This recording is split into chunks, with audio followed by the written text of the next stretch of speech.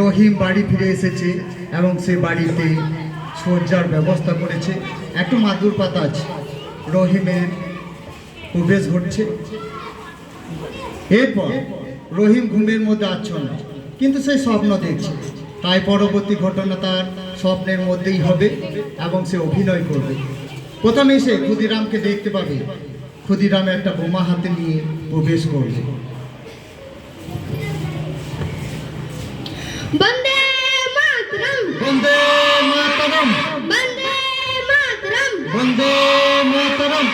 ও ক্ষুদিরাম ভাই, তুমি কোথায় ছুটেছো? আমি যাব মুজাফফরপুর। কেন? ওখানে এক অত্যাচারী নরক হতে গেছে। সে কে? কিংসফোর্ড। তুমি কি করতে চাও? আমি বোমা মেরে তাকে নরকে পাঠিয়ে দেবো। আমার ভয় করে। তুমি যাও। কেন? কেন? আমরা পরাধীন, তাই আমাদেরকে জানোয়ারের মতো দমন ও অত্যাচার করে বলে আমার ভয় করে। তুমি যাও। বন্দে মাতরম, বন্দে মাতরম, বন্দে মাতরম। বন্দে মাতরম। আশফাকুল্লাহ প্রবেশ করবে। আশফাকুল্লাহ ছিলেন ভারতের মহান স্বাধীনতা সংগ্রামীদের মধ্যে একজন, যার নেতৃত্বে উত্তরপ্রদেশের কাকড়িতে ইংরেজ সরকারের ট্রেন ডাকাতি হয়েছিল। তাকে পরে কাকড়ি ষড়যন্ত্র মামলায় ফাঁসি দেয়। ও ফাকুল্লা ভাই, তুমি তুমি রেলাই দ্বারা আমার কি ভাবছো?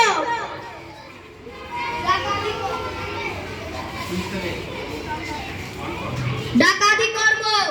ডাকাতি? এ কাজ তো বড় অন্যায়ের কাজ। অন্যায় বটে, কিন্তু যারা আমাদের ডাকাতি করেছে, শোষণ করেছে, আমরা তাদের হয়ে ডাকাতি করব। কিভাবে? আমাদের যেই টাকা অন্যায়ভাবে শোষণ করেছে শয়তান ইংরেজ সরকার, সেই টাকা কাকড়ি হয়ে টেনে আসবে।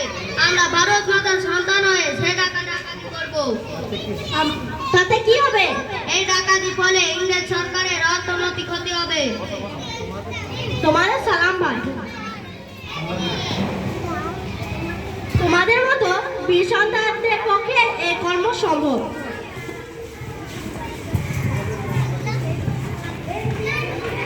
ভগৎ সিং, যার নাম না করলে স্বাধীনতার স্বপ্ন পূরণ হতো না, যাকে ইংরেজ সরকার লাহোর ষড়যন্ত্র মামলায় ফাঁসি দেয়।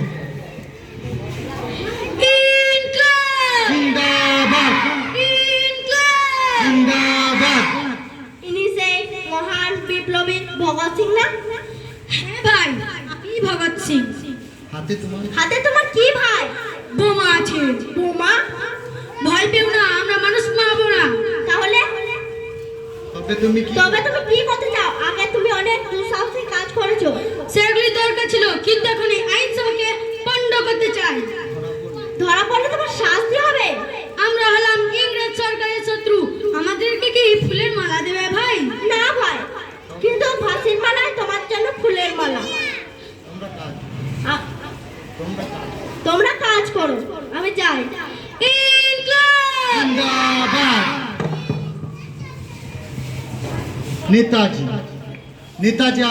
নেতাজিকে আমরা স্বাধীনতা সংগ্রামে একজন আদর্শ আইকন মানি। দেশের স্বাধীনতার জন্য তিনি সুখ শান্তি ত্যাগ করে দেশ বিদেশে ঘুরে বেরিয়েছেন এবং দ্বিতীয় বিশ্বযুদ্ধ চলাকালে ইংরেজদের সঙ্গে আজাদ হিন্দ বাহিনী নিয়ে যুদ্ধ করেছেন। জয় হিন্দ, জয় জয় হিন্দ। আজাদ হিন্দ ফৌজ ভারতবর্ষের স্বাধীনতার জন্য ব্রিটিশদের বিরুদ্ধে লড়াই করছে।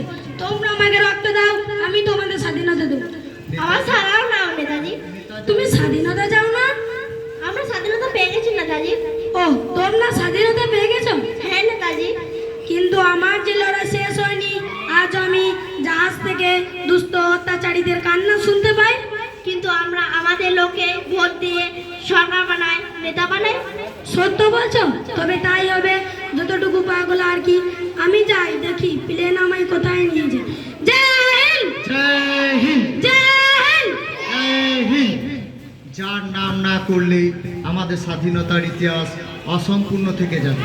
সে অহিংসবাদী নেতা ছিলেন আমাদের বাপুজি বা গান্ধীজি।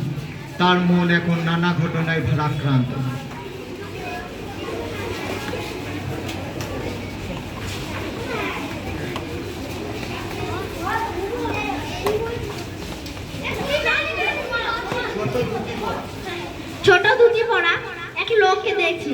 গান্ধীজি না? যাই দেখি। মনটা খুব খারাপ, যাই একটু প্রার্থনা করে আসি। কেন মন খারাপ গান্ধীজি? ইংরেজ সরকারের চক্রান্তে শেষ পর্যন্ত দেশ এক রাখা যাবে না মনে হচ্ছে। এই তো দাঙ্গা বিধ্বস্ত, বাংলা থেকে ফিরে এলাম। কি হবে? ইংরেজ সরকার দেশকে ভাগ করে দুর্বল করতে চায়, আর আমরা সেই চক্রে পা দিয়েছি। তাহলে আমরা আন্দোলন নামি?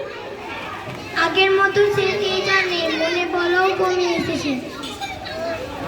আপনার সেই অহিংস নীতি সারা বিশ্বে প্রশংসিত, যাতে ইংরেজ সরকারের ভিড় লড়ে গিয়েছিল। সব কিছু হতে পারে, সব কিছু হতে চাই, প্রার্থনায় না।